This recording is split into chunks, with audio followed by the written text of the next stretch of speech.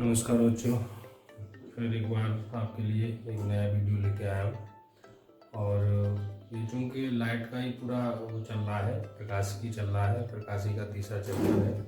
इसमें बहुत सारे डेरिवेशन है, तो सारे डेरिवेशन मैंने करा दिए हैं और विधिवत तरीके से उनके न्यूमेरिकल भी करा दिए हैं। अब उसके कुछ छोटे छोटे क्वेश्चन हैं जो पूछे जाते हैं और जिनका जो है उस पर कुछ न्यूमेरिकल भी होते हैं, तो वो मैं उसी को आपको आज इस वीडियो में बताएंगे कि जो शॉर्ट क्वेश्चन टाइप में जो छोटी छोटी डेफिनेशन आती हैं इसमें।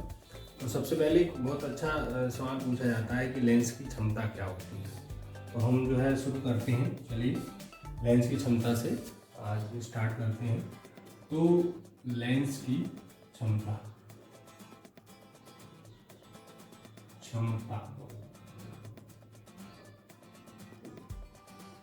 ये लेंस की क्षमता जो है मैं आपको बताऊं कि ये P से व्यक्त किया जाता है, P फॉर पावर, और P जो होता है 1/f फोकस दूरी। इसी से इसकी परिभाषा बनती है, P बराबर 1/f।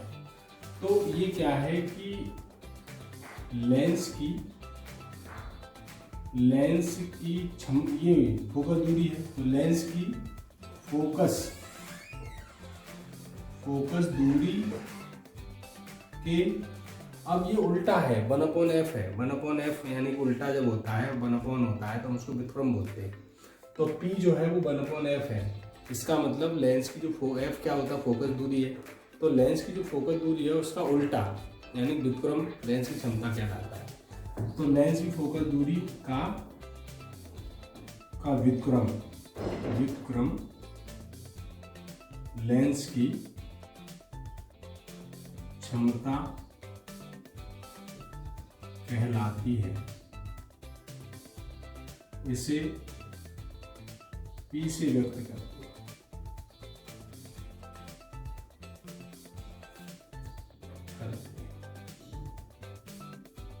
ठीक है, सूत्र याद रखिए, इसे परिभाषा बन जाती है कि P बराबर 1/f, 1/f का मतलब f का उल्टा का मतलब व्युत्क्रम।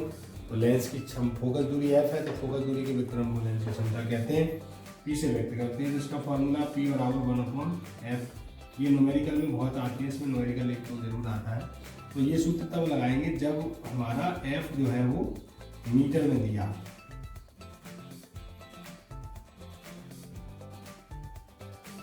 ये कब लगेगा, जब f मीटर में हो। और P बराबर जब 100/f तब लगाएंगे जब f सेंटीमीटर में हो। ठीक है, और लेंस की क्षमता का ऋणात्मक होता है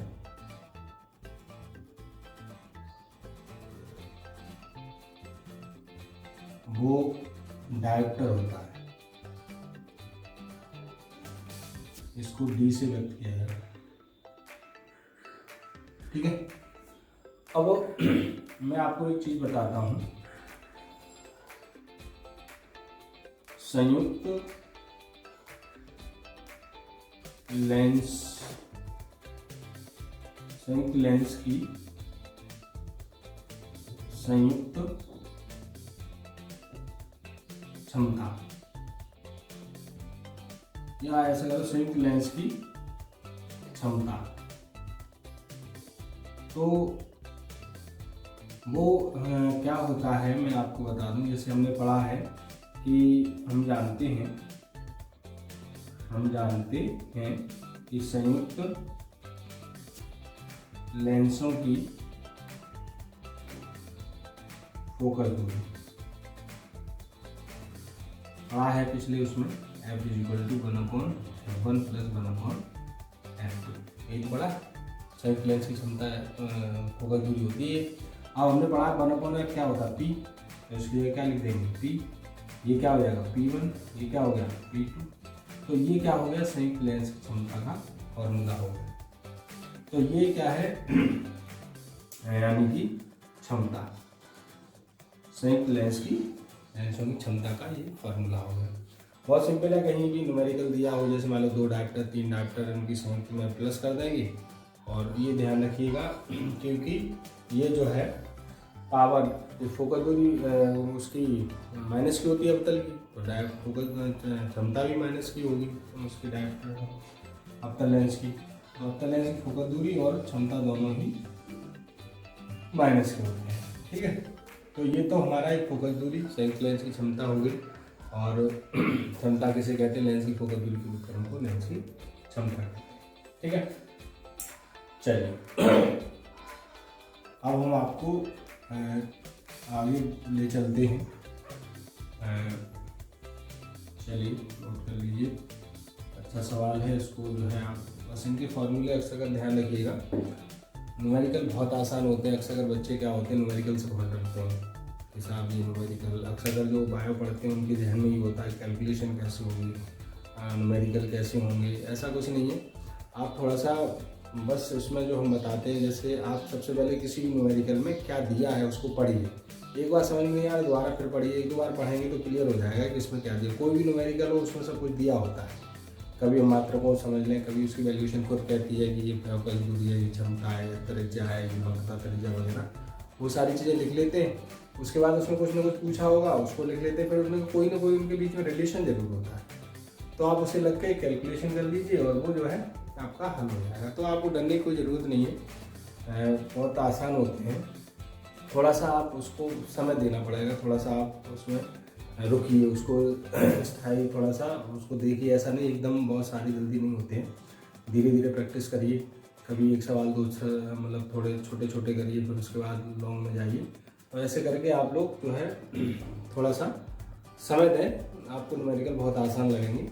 तो हमारे साथ बने रहिए, हमारी वीडियो आप देखिए, आपको न्यूमेरिकल बहुत ही आसान लगेंगे, और हमारे साथ चलते रहिए, आपको कोई दिक्कत नहीं आएगी। चलिए अब एक है लेंस किया, लेंसों के लिए रेखीय आवर्धन। हमने पिछले वीडियो में या पिछले सिलेबस में आपको हमने एक चीज़ बताई थी कि दर्पणों का रेखीय आवर्धन, दर्पण का भी होता है, चाहे वो उत्तल दर्पण हो अवतल दर्पण हो, वैसे ये लेंसों का भी रेखीय आवर्धन होता है।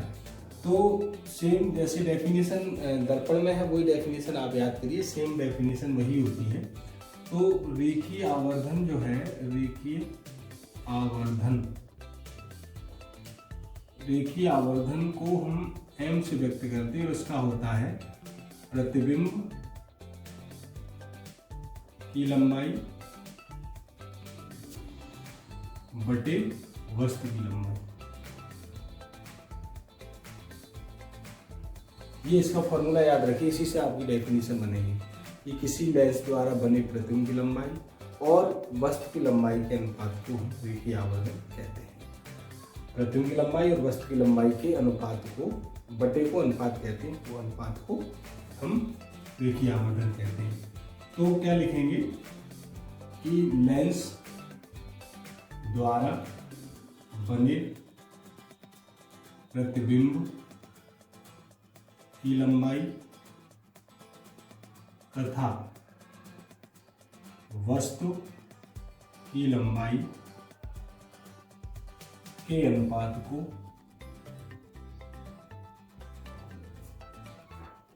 रेखीय आवर्धन कहते हैं।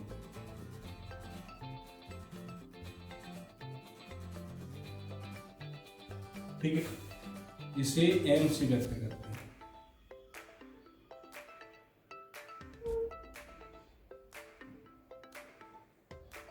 तो ये इसका फॉर्मूला होता है रेखीय आवर्धन m = प्रतिबिंब की लंबाई I होती है, वस्तु की लंबाई, ये हमारा रेखीय आवर्धन है।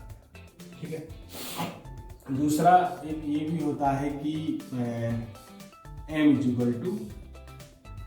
B/U। B हम लोग जानते हैं कि लेंस से प्रतिबिंब की दूरी होती है, U जानते हैं लेंस से वस्तु की दूरी होती है। दर्पण के लिए सेम कंडीशन होती है, लेंस की जगह दर्पण हो जाता है, दर्पण से वस्तु से दर्पण की दूरी या प्रतिबिंब की दूरी, तो वो UVM में वो अपना केवल लेंस और दर्पण हो जाता है, बाकी का वही मतलब वही रहता है। तो फिर इसमें क्या होता है, एक सूत्र बनता है m इजिकल टू या I अपॉन ओ बराबर b अपॉन u, ये होता है। अब ये ध्यान ही रखना, दर्पण में यहाँ माइनस होता है, ठीक है, ये आपको ध्यान रखना है। लेंस में प्लस होता है, बाकी हूबहू डेफिनेशन सेम होती है, सूत्र भी सेम होता है। सूत्र में केवल मतलब ये माइनस का होता है, सूत्र में लेंस में प्लस होता है। जैसे हम लेंस के लिए UVF में रिलेशन की बात करें तो 1/f बराबर 1/b माइनस 1/u होता है, और दर्पण के लिए प्लस होता है। तो ध्यान ये रखना है कि जैसे यहाँ पर हम आपको एक चीज़ बता दें कि दर्पणों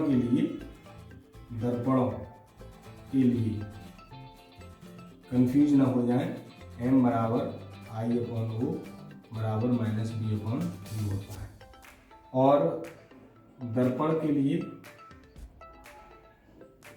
1/f बराबर 1/b प्लस 1/u फॉर्मूला ये होता है UVF में रिलेशन, ठीक है।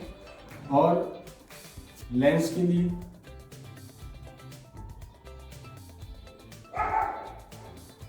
1/f बराबर 1/b माइनस 1/u, ये लेंस होगी। तो आप थोड़ा सा ध्यान रखेंगे, दर्पण में प्लस आता है, लेंस में माइनस आता है। ये इनके जो सिंबल है UVF, इनका मतलब सेम है सबके लिए। F फोकस दूरी होती है दर्पण की लेंस की, V दर्पण या लेंस से प्रतिबिंब की दूरी होता है, U दर्पण लेंस से वस्तु की दूरी होती है। उनके मतलब वही है, तो आप जो है उसको वही समझ लीजिए, ठीक है। चलिए, तो ये देखिए आवर्तन हो गया। हम कुछ नोट बताते हैं, नोट आप लिख लीजिए। हमने लेंस दर्पण में भी आपको बताए थे कि यदि रेखीय आवर्धन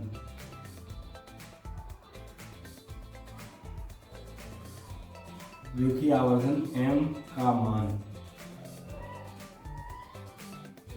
ऋणात्मक है, ऐसे नहीं, ये थोड़ा सा जो न्यूमेरिकल के लिए हम आपको बताते हैं कि ऐसे नहीं, यदि हम बताएं आपको सवालों में क्या होगा। जैसे मान लीजिए यदि प्रतिबिंब वास्तविक, उल्टा तथा छोटा है, तो m का मान ऋणात्मक लेंस होगा, ठीक है। और नंबर दूसरा, यदि प्रतिबिंब आभासी है तो m का मान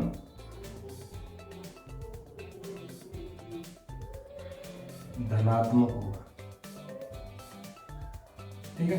ये पहले भी दर्पण में हमने बताया था कि m यदि वास्तविक है तो m का मान ऋण लेंगे, और आभासी है तो m का मान धनात्मक दिया जाएगा। m क्या होता है, सवाल में दिया होगा प्रतिबिंब 4 गुना, 5 गुना, 6 गुना, 1.5 गुना, पौन गुना, ये जो गुना है वो m होगा, ठीक है। बस से इतना गुना बड़ा बनना है या बस से गुना बनना है। तो ये जैसे मान लो तीसरा, यानी कि सवालों में, आंकिक प्रश्नों में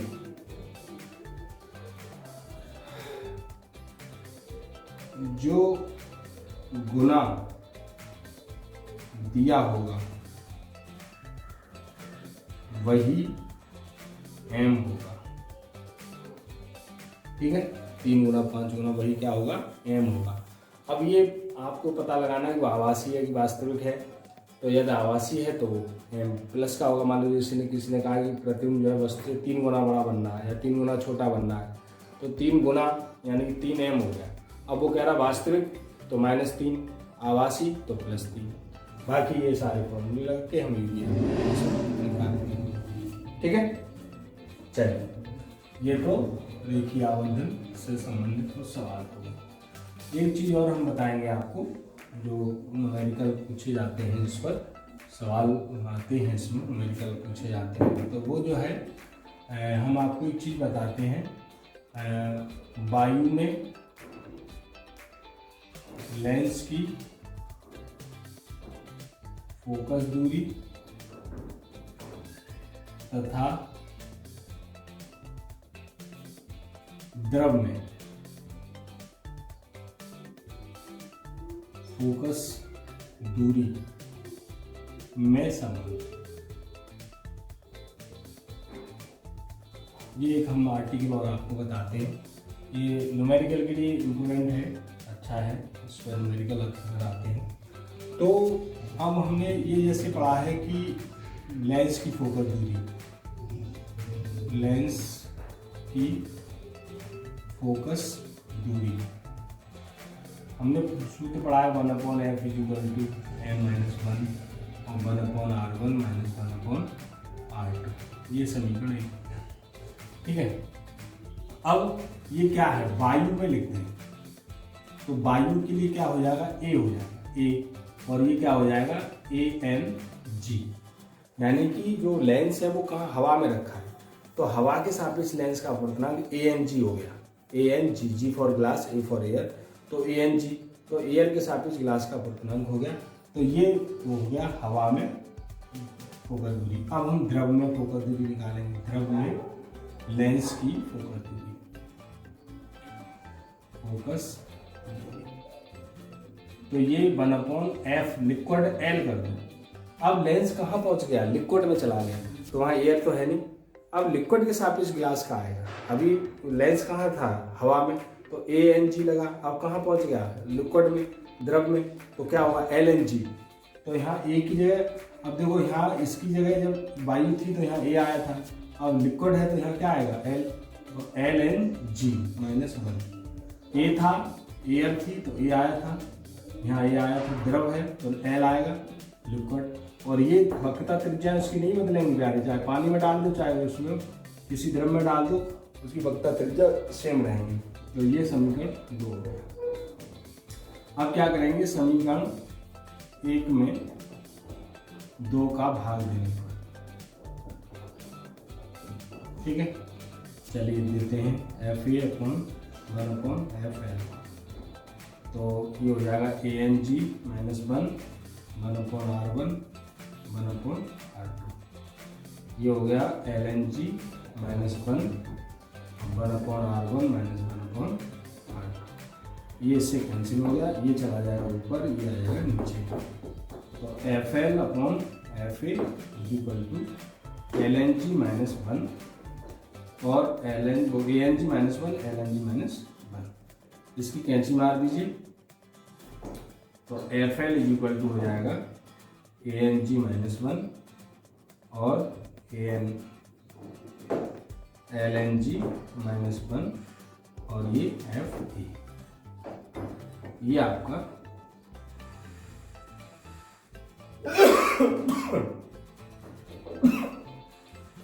लिक्विड में और द्रव में फोकस दूरी में रिलेशन आ गया।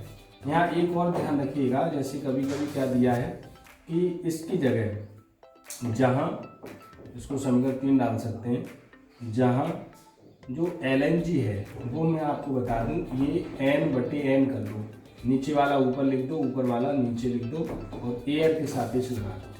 तो ये एक फॉर्मूला होता है जो कभी कभी ऐसे, जैसे कांच का और द्रव का अपवर्तनांक दिया है, एयर के सापेक्ष कांच का दे रखा है, एयर के सापेक्ष द्रव का दे रखा है, तो हमें फिर द्रव के सापेक्ष कांच के निकालने के लिए ये फॉर्मूला यूज करना पड़ेगा, ठीक है। तो हम इसमें इस तरह डायरेक्ट भी लगा सकते हैं। तो क्या करेंगे कि FL = हमारा हो जाएगा ANG -1 और इंटू FA, और इसकी जगह लगा दो ANG/ANL -1। ये भी हम डायरेक्ट, कोई आंसर न्यूमेरिकल में होगा तो हम इसको लगा सकते हैं। तो जैसे आपको उचित लगे वैसे आप चाहे तो इसे निकालने के बाद तब यहाँ लगा दें या इस वाले फॉर्मूले में डायरेक्ट लगा दें। तो ये कभी कभी दिया है, जैसे फोकस दूरी दी है, मतलब वो हवा में और लिक्विड में पूछी है, तो एयर के सापेक्ष कांच का दे रखा है, एयर के सापेक्ष लिक्विड का दे रखा है, तो फिर हमें एयर लिक्विड के सापेक्ष ग्लास का इस फॉर्मूले से निकालना पड़ेगा, या इसमें हम डायरेक्ट इसको लगा सकते हैं। तो न्यूमेरिकल बहुत आसान होंगे, आप लगाते रहिए, प्रैक्टिस करते रहिए, थोड़ा सा टाइम दीजिए, ज़रूर आ जाएंगे आप। और हमारे चैनल पर बने रहिए, और आपको यदि ये समझ में आया है, अच्छा लगा है, तो प्लीज़ इसको सब्सक्राइब और शेयर और लाइक ज़रूर करिए। और हमारे चैनल पर बने रहिए। इसके लिए बहुत बहुत धन्यवाद। ओके।